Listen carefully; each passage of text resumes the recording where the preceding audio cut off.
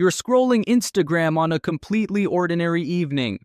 Your college roommate is posting from a rooftop bar in Miami. A coworker just showed off a brand new Tesla. Your neighbor is renovating their kitchen for the third time. And you're reheating leftover pasta. And before adding a few things to your grocery cart, you open your banking app. Not because you're making a big purchase, just to make sure you're not crossing a line. And a familiar thought creeps in. What's going on here? How does everyone else seem to be doing so much better than me? The answer to that question is going to make you feel a lot better, but it's also going to force you to question almost everything you thought you understood about wealth. Because the truth is, most of what you are seeing isn't wealth at all, at least not in the way you think it is. Walk through almost any suburban neighborhood and you'll see it immediately. 3,000 square foot homes, manicured lawns, luxury SUVs in the driveway, Ring doorbells, solar panels on the roof. Everything about the scene is screaming success. But here's what those houses actually represent for most people. Financial quicksand. According to recent data, the median home price in the United States is hovering around $400,000.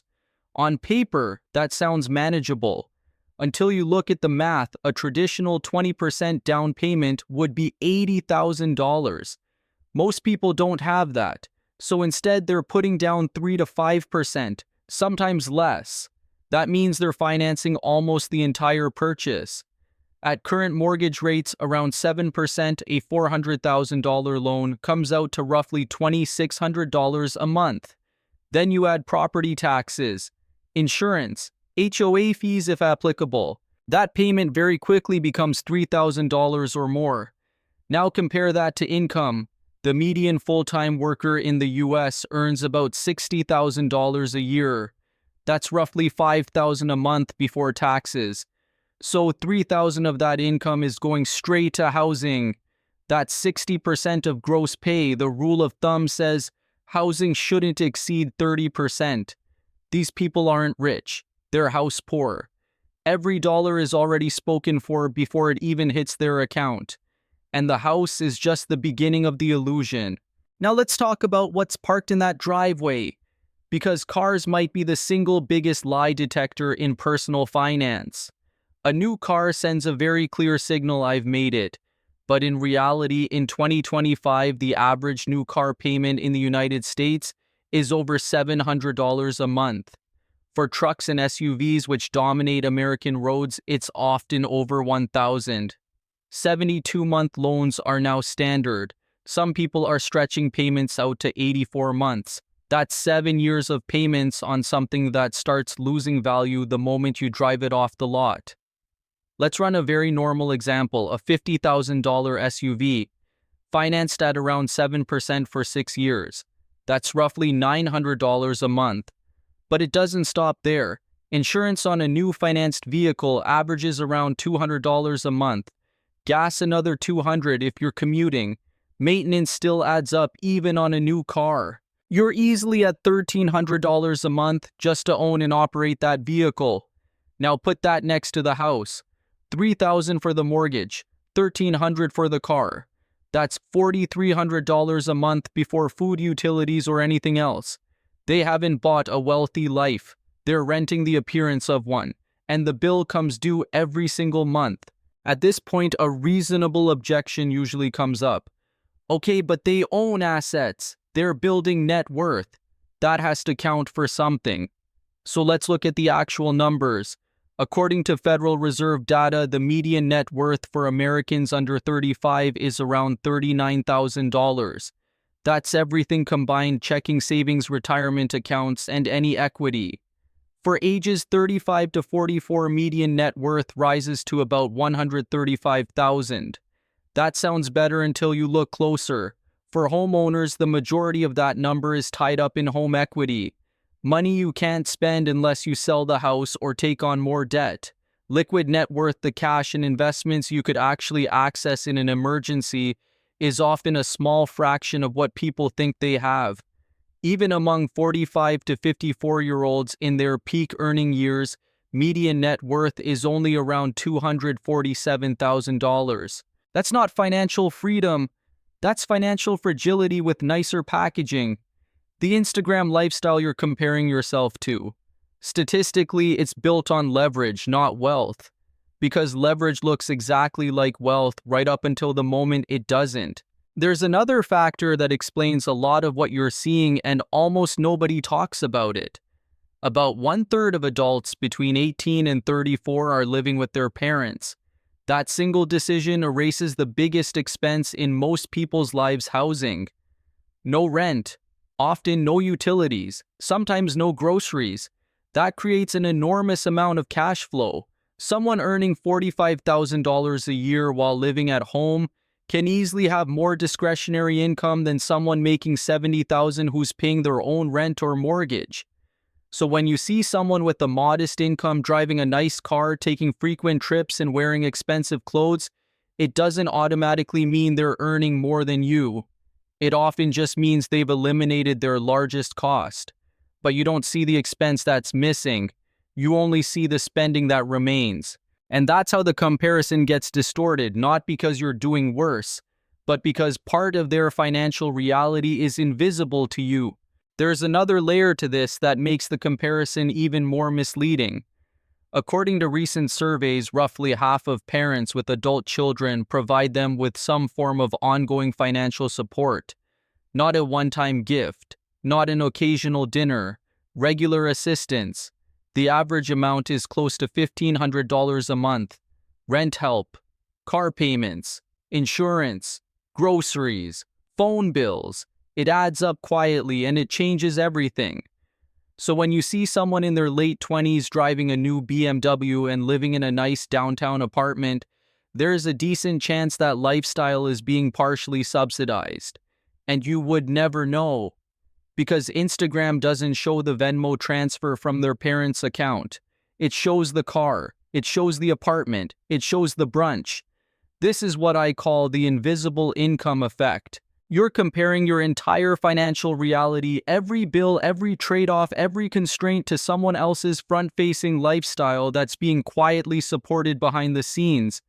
And when you compare those two things, it will always feel like you're losing. There's one more place where perception and reality drift far apart. Investing. Walk into almost any office and you'll hear people talking about their portfolios, their retirement accounts, what the market did this week. It creates the impression that everyone is investing, that everyone is building wealth through compound growth. But the data tells a very different story. Only about 62% of American adults own any stock at all. That means 38% have zero exposure to the market. No 401k, no IRA, no brokerage account, nothing. And even among the people who do invest, the numbers are smaller than you would expect. The median retirement account balance for Americans in their 30s is under $50,000. That's not nothing. But it's also not the aggressive wealth-building machine people imagine when they hear constant talk about investing. What you're experiencing is selection bias. The people who invest talk about it. The people who don't. So you end up in environments where it feels like everyone is financially ahead when statistically most people are just getting by. And here's the final blow. Nearly 1 in 4 people earning over $100,000 a year still live paycheck to paycheck. Because income and wealth are not the same thing. You can make a lot of money and still have none. There's a psychological reason all of this hits as hard as it does. It's called social comparison theory. Humans are wired to measure their progress by looking at other people. That's not a flaw, it's biology. The problem is that the comparison environment has completely changed. It used to be your neighbors, your coworkers, your extended family. Now it's everyone on the internet. You're comparing yourself to people in different income brackets, different cities, different stages of life, and you have no visibility into their actual financial situation. You're playing a game without knowing anyone else's score. And then there's the reference group effect. If the people around you lease luxury cars and take international trips, that behavior starts to feel normal. It becomes the baseline. So even if you're objectively doing fine, you feel behind because your frame of reference has shifted upward. This is where lifestyle creep really comes from. It's not greed. It's not irresponsibility. It's your comparison standard quietly moving higher and higher. Your income can rise, your savings can grow, and you can still feel like you're falling behind because you're no longer comparing yourself to where you started. You're comparing yourself to a more expensive version of normal. So if it feels like you're losing, that doesn't mean you are. It means your reference frame has been distorted. You're not poorer than before. You're just measuring yourself against the wrong yardstick. At this point, it's worth closing every remaining loophole in the story your brain is telling you. First, truly wealthy people are rare. According to IRS data, only about 9% of households earn more than $200,000 a year. Only around 1% earn over $500,000. The people with Lamborghinis and beachfront homes, the ones dominating your feed, are statistical outliers. You're comparing yourself to the financial equivalent of Olympic athletes and wondering why your life doesn't look the same. Second, there's side income. Nearly 45% of Americans earn money outside their primary job. Freelancing, consulting, online businesses, gig work. Most of that income never shows up on social media. So you see a lifestyle that doesn't match someone's job title and assume debt or secret wealth, when the reality might just be an extra $2,000 or $3,000 a month they don't talk about. Third, there's timing distortion. Someone posts a new car in January, a vacation in April, a home upgrade in August. Your feed compresses all of it into a single scroll. It looks like constant luxury when in reality those purchases were spread over years, not months. And finally, there's credit. The average American carries thousands of dollars in credit card debt. Many carry far more. A vacation looks identical whether it was paid for in cash or charged at 22% interest. The image is the same. The financial reality is not. That's the final distortion. Identical appearances can hide completely opposite financial outcomes. And once you see that, the illusion starts to collapse. Here's the part that usually gets missed. If you're saving anything at all, if you're staying out of high-interest debt, if you're investing even a small amount consistently, you're ahead of a massive portion of the population.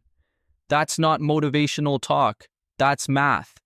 Most financial progress happens quietly. It doesn't announce itself. It doesn't make good content. Nobody posts about paying off a credit card.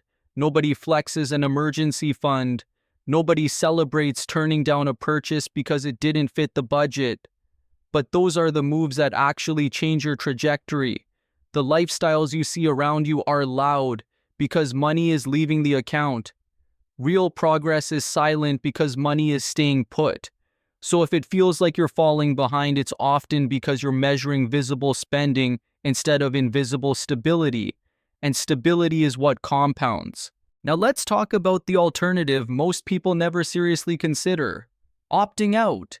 Not opting out of life. Opting out of the performance. Let's run simple numbers. Imagine you're earning the median $60,000 a year.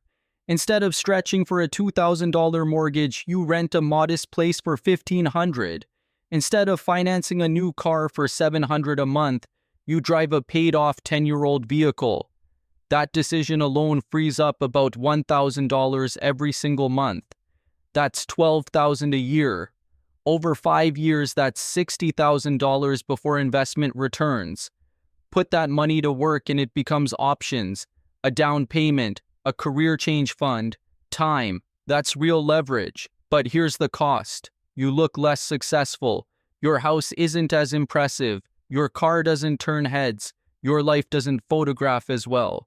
And that's the trade most people can't stomach. They'd rather look rich and feel stressed than look average and build something real. Opting out isn't about deprivation. It's about choosing substance over signal. And once you see the math, the illusion starts to lose its grip. Now let's talk about the alternative most people never seriously consider. Opting out. Not opting out of life, opting out of the performance. Let's run simple numbers. Imagine you're earning the median $60,000 a year. Instead of stretching for a $2,000 mortgage, you rent a modest place for $1,500. Instead of financing a new car for $700 a month, you drive a paid-off 10-year-old vehicle. That decision alone frees up about $1,000 every single month. That's $12,000 a year. Over 5 years, that's $60,000 before investment returns. Put that money to work and it becomes options, a down payment, a career change fund. Time, that's real leverage. But here's the cost. You look less successful, your house isn't as impressive, your car doesn't turn heads, your life doesn't photograph as well. And that's the trade most people can't stomach. They'd rather look rich and feel stressed than look average and build something real. Opting out isn't about deprivation. It's about choosing substance over signal. And once you see the math, the illusion starts to lose its grip.